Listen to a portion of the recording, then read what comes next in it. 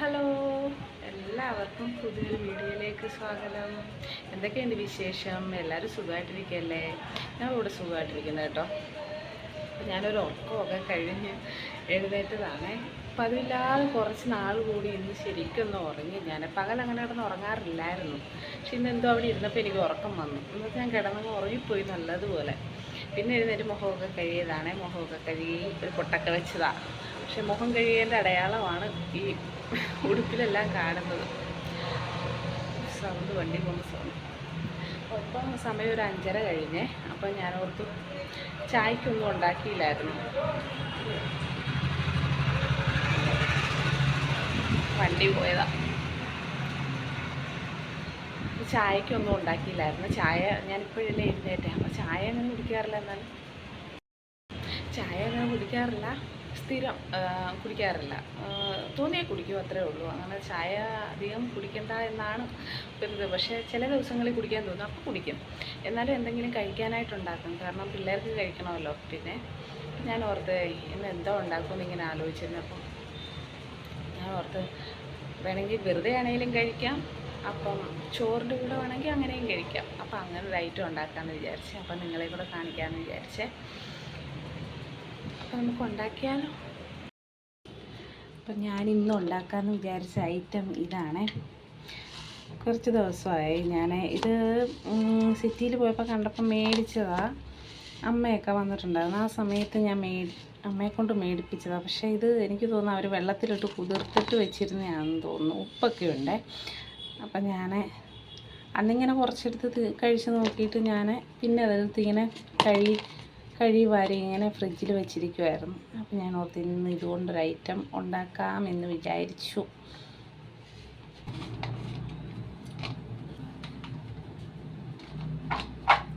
ഞാനിത് കഴുകിയൊക്കെ വെച്ചതാണ്, വെള്ളത്തിലും ഇട്ട് വെച്ചതാണ്.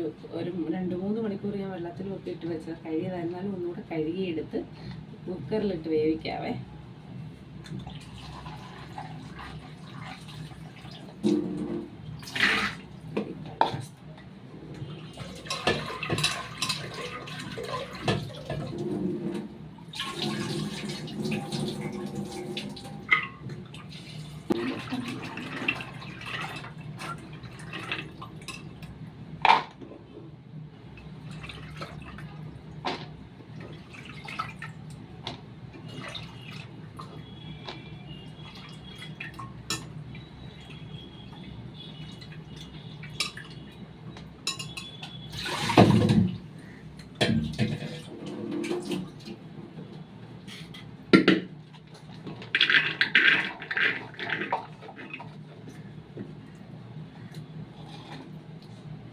ഉപ്പ് നല്ലതുപോലെ പിടിച്ചിട്ടുണ്ട്. ഇതിനകത്ത് ഉപ്പ് ഇടണ്ട. അത് ഉപ്പിനകത്ത് അവർ ഉപ്പിട്ടിട്ട് വെള്ളത്തിൽ ഇട്ടതാണെന്നാണെന്ന് തോന്നുന്നു. എന്താണെന്നോ, അല്ലെങ്കിൽ ഇവിടുത്തെ കപ്പലണ്ടി കുറച്ച് വലിയ കപ്പലണ്ടി. അപ്പോൾ അതെപ്പം നമ്മൾ അല്ലാതെ ഇപ്പോൾ വറുത്ത സാധാ കപ്പലണ്ടി മേടിക്കുമ്പോൾ ഭയങ്കര ഉപ്പാണ്. ഇതിനും നല്ല ഉപ്പുണ്ട്. പിന്നെ നമുക്ക് വേണമെങ്കിൽ പിന്നെ ഇട്ട് കൊടുക്കാം. അപ്പോൾ ഇതൊരു 3-4 വിസിൽ വരട്ടെ. 3-5 വിസിൽ വന്നാലും കുഴപ്പമൊന്നുമില്ല. കുറഞ്ഞതൊരു 4 വിസിലെങ്കിലും വന്ന് വേവട്ടെ. എന്നിട്ട് നമുക്ക് അടുത്ത പരിപാടി ചെയ്യാം. അപ്പോൾ കുക്കർ ഒന്ന് തുറന്ന് നോക്കാവേ. കപ്പലണ്ടി വെന്തോന്ന് നോക്കട്ടെ.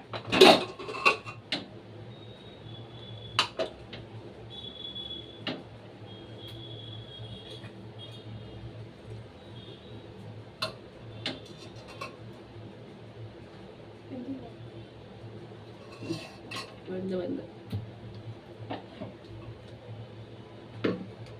അപ്പം അതവിടെ ഇരിക്കട്ടെ. നമുക്ക് അടുത്ത പണിയിലേക്ക് പോകാം.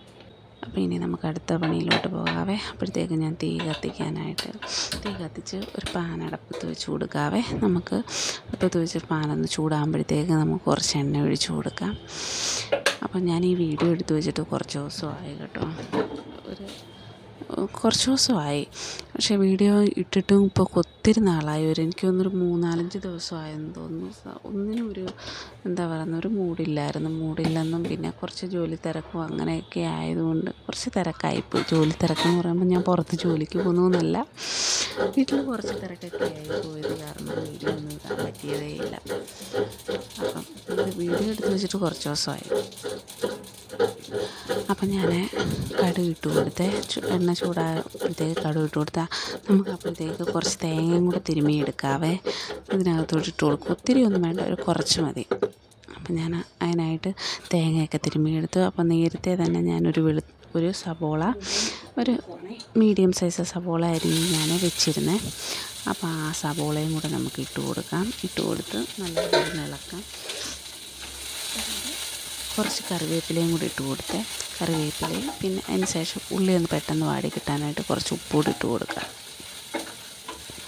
ഞാൻ ഈ കപ്പലണ്ടി കറിയും ഞാൻ കഴിച്ചിട്ടുണ്ട്. ഇതുപോലെ തോരൻ, എന്താ പറയുന്നത്, ഒരു നല്ല ടേസ്റ്റാണ്. നമ്മൾ കടലയൊക്കെ ഉലത്തിയെടുക്കുന്ന ഒരു ടേസ്റ്റാണ് ഇത് ഉണ്ടാക്കിയെടുക്കുമ്പോൾ.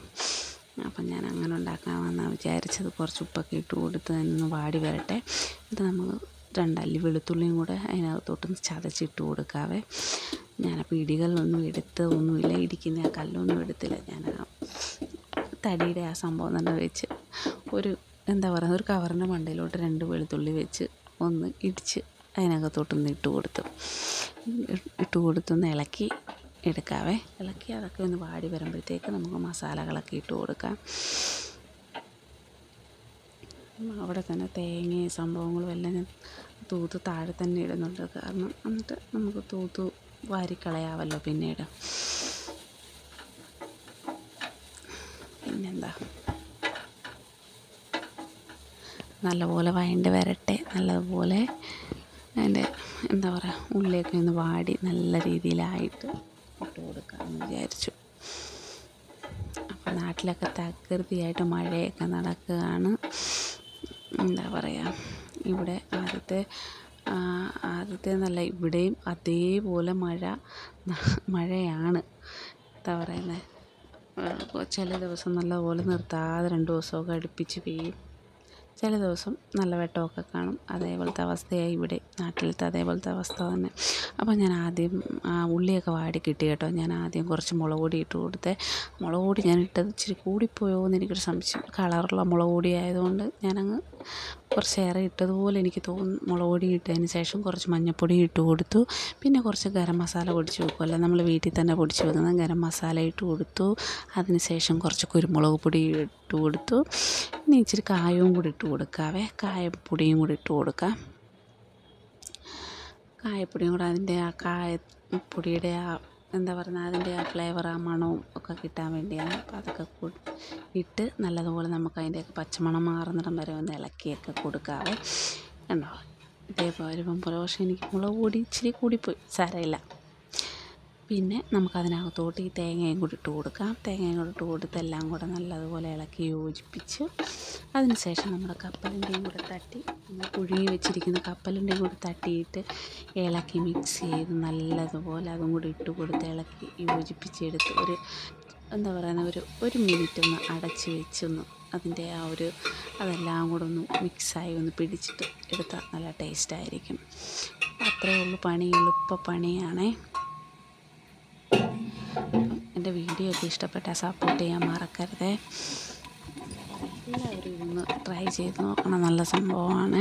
അപ്പോൾ ഏകദേശം നമ്മൾ കപ്പലണ്ടി തോരനെന്നോ ഉലത്തിയതെന്നോ മസാല കപ്പലണ്ടിയെന്നോ, പല നാട്ടിലോട്ടും പല പേരല്ലേ പറയുന്നത്, മസാല കപ്പലണ്ടിയെന്നോ എന്ത് വേണേലും പറയാം. ഈ എല്ലാ പേരും ഇതിന് ചേരും. അപ്പം ഞാനതൊരു 1 മിനിറ്റ് ഒന്ന് അടച്ച് വെച്ച്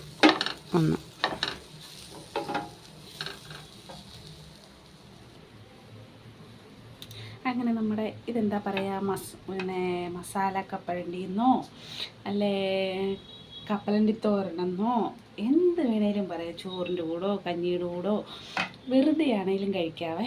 ഞാനിപ്പോൾ ഇത് ഉണ്ടാക്കിയിരിക്കുന്നത് വെറുതെ കഴിക്കാമെന്ന് വിചാരിച്ചു തന്നെയാണ്. ഇപ്പോൾ ഡ്യൂട്ടി കഴിഞ്ഞൊക്കെ വരുമ്പോഴത്തേക്ക് കൊടുക്കാമെന്ന് ഓർത്തു.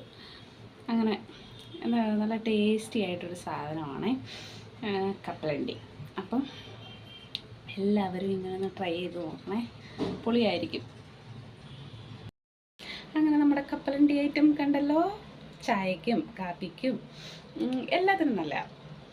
ഒരുപാട് പറഞ്ഞ് നിങ്ങളെ വെറുപ്പിക്കുന്നില്ല. അപ്പോൾ ഇന്നത്തെ വീഡിയോ ഇത്രയേ ഉള്ളേ. അപ്പോൾ അടുത്ത വീഡിയോയിൽ കാണാം. ടാറ്റാ.